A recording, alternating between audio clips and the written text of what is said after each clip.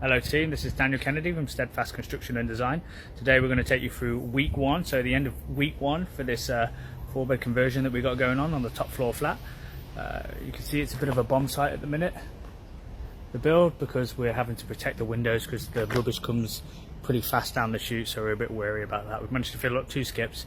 It's slower than the previous job because we've had half the team on a different building a building yard because for a big order that we've got going in. I'm not going to walk you up the stairs, so I'm going to cut now, and then hopefully with my magical editing skills getting better each week, I should be able to link them together. So see you at the top. So we're now back at the flat at the top. So this week we've been stripping out completely, automatic doors as well. So we've been doing the stud work. So this is going to be the kitchen that I told you about. So there was no need to move these walls. It was a suggestion from the trades actually. It's going to save a fair amount of money and time as well, which is obviously the essence, which increases the ROI. So what we've done is bored out, built a frame, and then change the plan again. This is going to be the washer dryer, so we're going to keep that out of the kitchen. We'll sound insulate this area, and then this will be one unit. So really big. And then coming down, this is going to be the ensuite, so we've already got the stud work and boarded one side. It's actually probably quite nice for the guys not to have to take their tools because there's many doors and the building's occupied. So, and then this is going to be another unit. We haven't quite built the stud work here, but as I said, we've been busy elsewhere. Normally this would be done in the first couple of days, and yeah, first week we've already managed to pull the floors up, lay down the first fixed plumbing, so that's what these soil pipes are, and that feeds into the existing, so it goes under the floor. So underneath here, I'll show you now, there's actually quite a lot of space. So you can see that the floors have been dropped by the previous landlord who did the work, and then there's ventilation on top of them.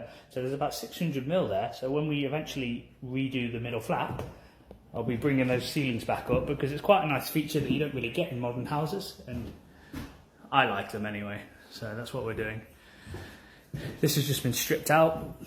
Really large space. Very tempted to try and get 3 rooms, but it's not going to happen.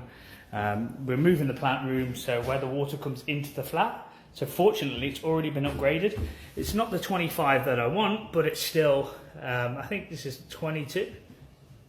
Well, that might be 20, I'm not sure.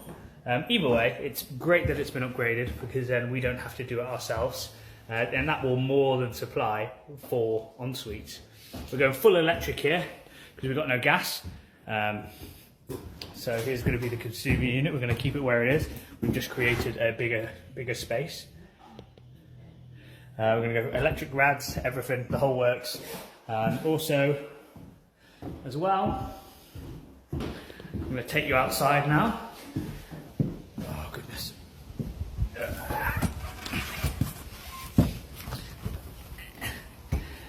We're going to show you what we did outside. Point to note, we're going to replace the whole roof. All these are coming off. They're just not fit for purpose anymore. So this is a bit of a big job. I kind of knew it needed doing anyway. While we're up here, while we've got the scaffolding up here, we're going to completely redo it. So you see how it's pitted. See how that's a bit smooth, and eventually they all go out. So it begins to hold moisture. So the moisture doesn't slide off and then it absorbs into the tile, and then they just ruin them. And that's why it's all like mildew on the inside. And in conjunction with that, the felt, it's not breathable. There's no breathable felt there. So the house is just sweating. And again, so we've core drilled. You can see where it goes directly into the flat. And then you see the existing hole, that's going to get bricked up. Because we can't, that was just for the old toilet.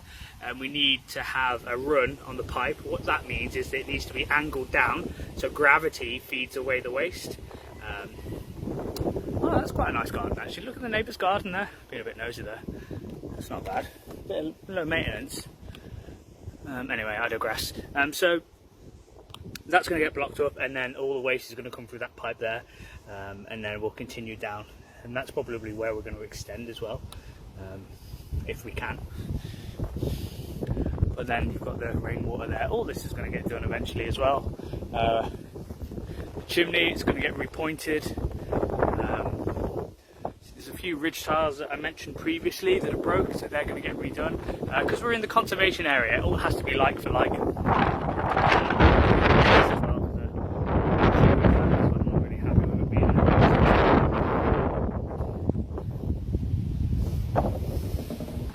We can get all the windows replaced as well. We spoke to the conservation officer. They're happy for me to change them as long as they are. So you can see this is not breathable.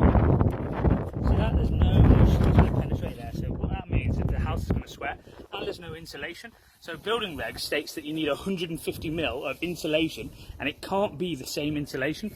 If you want to go to 150, it has to be two types, so like Jeblite, Celotex, or whatever the case may be, and then we can get it signed off.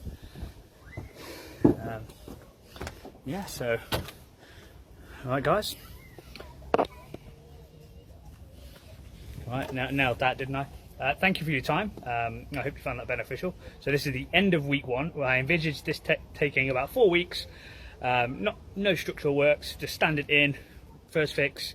We've got this Sparky coming Monday, so you'll see real progress next week, and I imagine we're going to start plastering, hopefully, some of the rooms and making good some of the walls once the first fix has been done. So stay tuned for this.